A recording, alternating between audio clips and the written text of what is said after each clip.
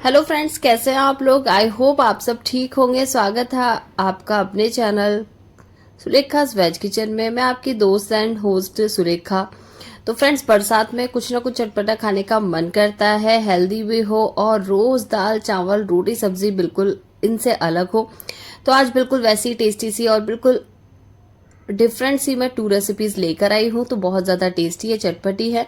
हमने 1 कटोरी मूंग की दाल भिगोकर रख दी थी 3 से 4 घंटे के लिए। जब ये अच्छे से भीग गई तो इसको हम एक जार में डालकर ग्राइंड कर लेंगे।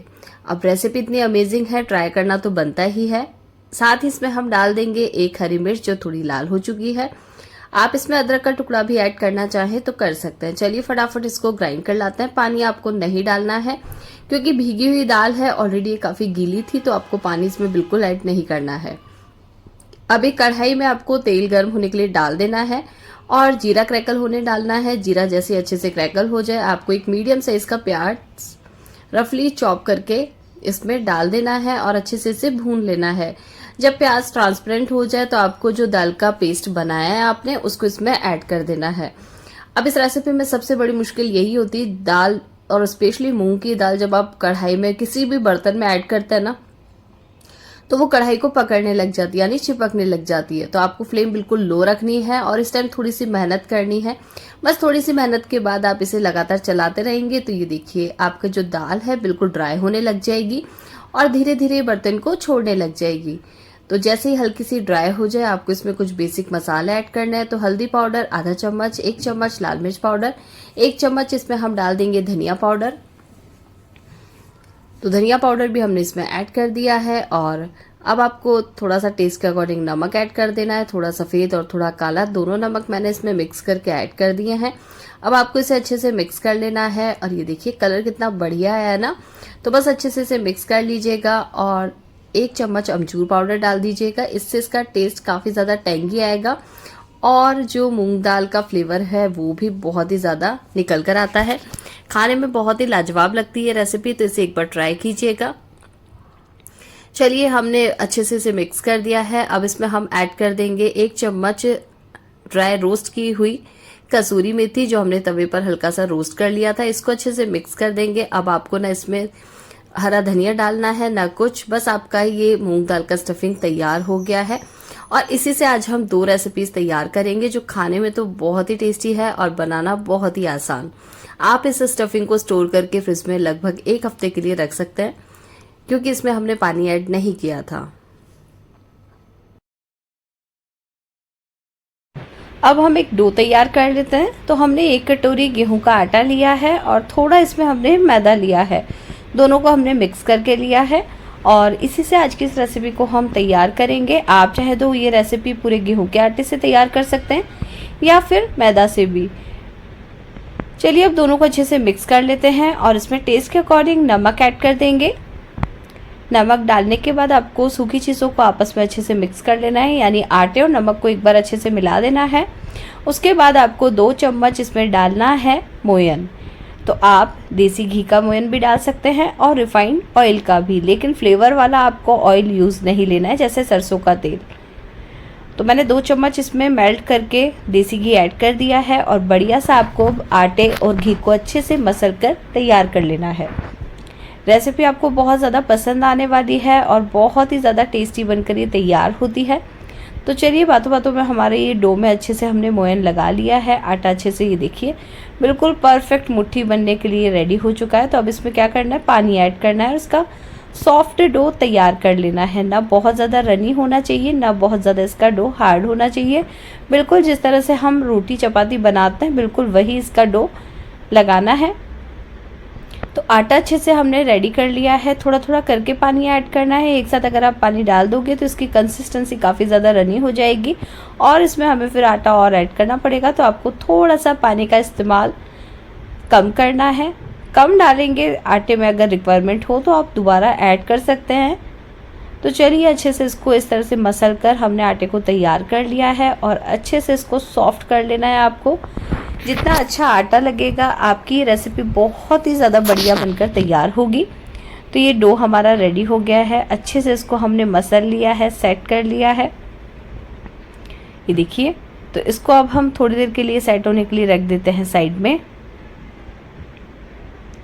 और 5 मिनट बाद इसको हम वापस ले आते हैं। तो हमारा जब तक स्टफिंग भी ठंडा हो गया है और हमारा डो भी अच्छे से सेट हो गया है, तो स्टफिंग हमने एक बाउल में निकाल लिया है। जितना हमें यूज़ आएगा उतना हम यूज़ ले लेंगे।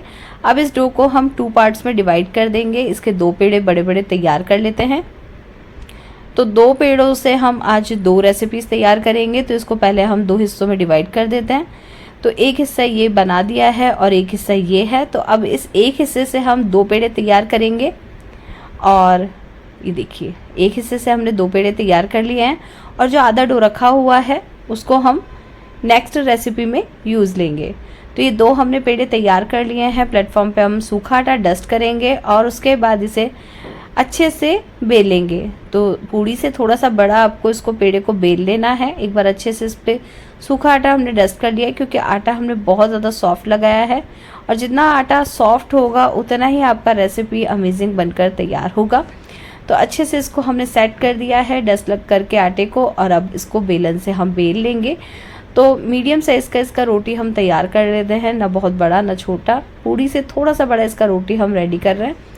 अच्छे से इसको रोटी को हमने रेडी कर लिया है। अब आपको क्या करना है, घी तेल आपको इसमें ग्रीस करना है। मैं इसमें देसी घी ही यूज़ ले रही हूँ, तो मैंने देसी घी इसके ऊपर चम्मच से ग्रीस कर दिया है। तो अच्छे से इसको ग्रीस कर देना है, और उसके बाद अब आपको क्या करना है, जो आपने मूंग दाल का स्टफिंग तैयार किया है उस स्टफिंग को आपको इसमें लगा देना होगा।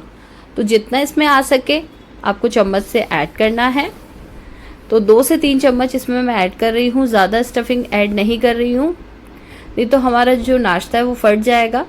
अब उसके बाद इसको हम इस तरह से फैलाकर और इसको रोल कर लेंगे। तो जिस तरह से आलू का पराठा बनाते हैं बिल्कुल उसी तरह से इसके पेड़े को हमें तैयार कर लेना है। तो उठाएंगे हम दोनों तरफ से और इस तरह से इसको सेट कर देंगे, और जो एक्स्ट्रा आटा है उसको हम हटा देंगे।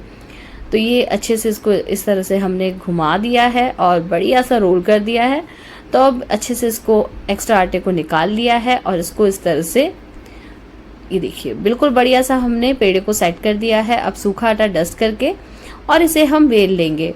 बिल्कुल हल्के हाथ से आपको बेलना है, नहीं तो क्या होगा, स्टफिंग बाहर निकल जाएगी और नाश्ता आपका बिल्कुल ख़राब हो जाएगा। तो आपको बिल्कुल हल्के हाथों से इसे बेलना है। तो पहले एक बार इस तरह से स्टफिंग को सेट कर दीजिएगा पेड़े के अंदर, और उसके बाद बेलन से आप इसे बेल लीजिएगा।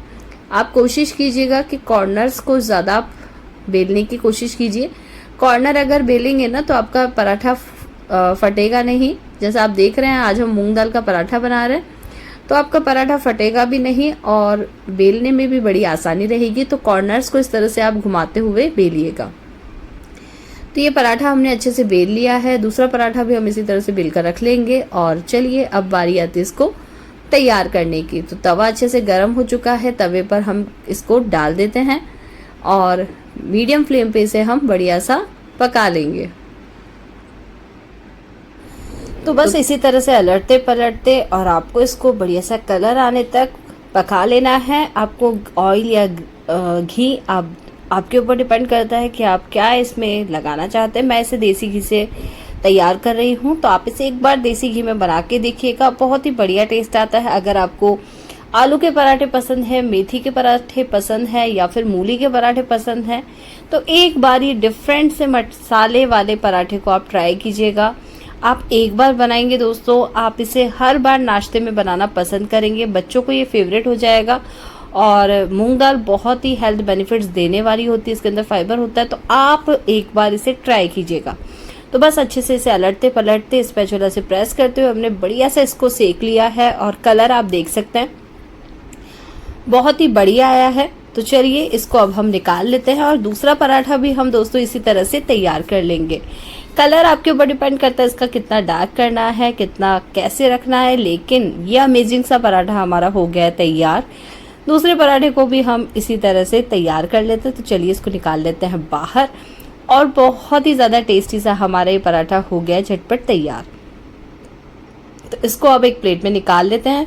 तो ये हमारा पहला पराठा रेडी हो गया है, इसको हमने निकाल दिया इस प्लेट के अंदर, और दूसरे पराठे को भी हम इसमें निकाल लेते हैं। तो ये दोनों पराठे हमारे बिल्कुल तैयार हैं खाने के लिए।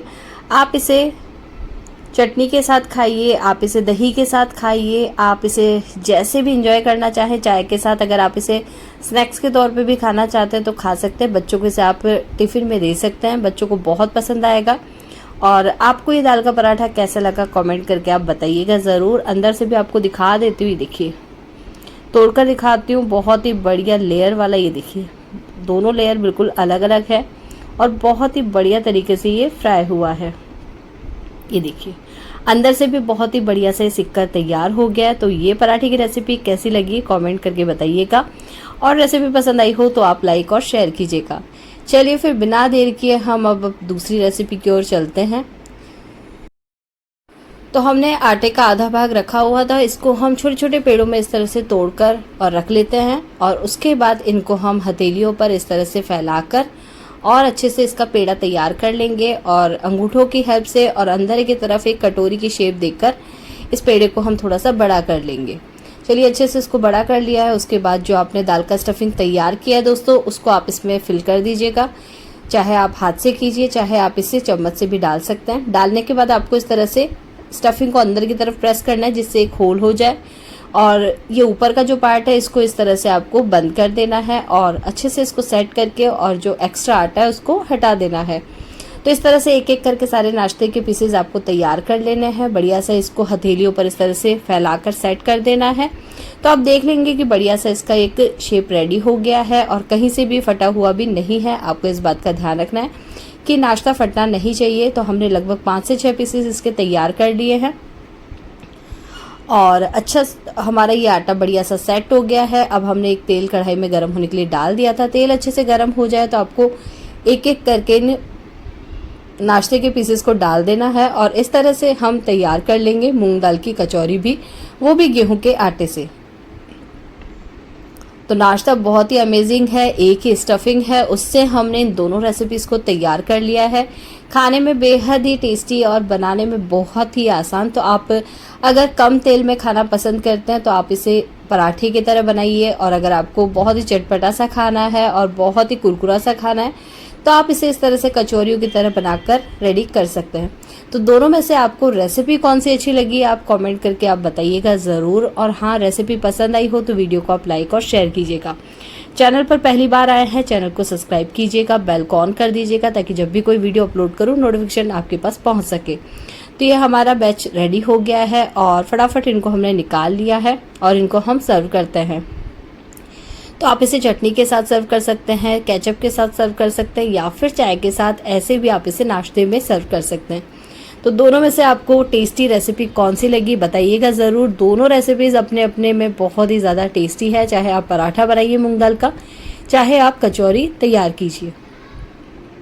आपको मैं अंदर से भी इस रेसिपी को खोलकर दिखा देती हूँ, बहुत ही क्रंची ये तैयार हुई है। तो बस रेसिपी को एंजॉय कीजिए, और हाँ, चैनल पर पहली बार आए हैं चैनल को सब्सक्राइब कीजिएगा और कमेंट करके ज़रूर बताइएगा कि आप इस रेसिपी को कहाँ से देख रहे हैं और आपको ये रेसिपी कैसी लगी। तो ये देखिए तोड़कर दिखाती हूँ, बहुत ही क्रंची सी हमारी ये कचौरी तैयार हुई है मूंग दाल की। तो दोस्तों मिलते हैं नई रेसिपी के साथ नई वीडियो में। वीडियो वॉच करने के लिए, आप सपोर्ट देने के लिए आप सभी लोगों का बहुत बहुत शुक्रिया।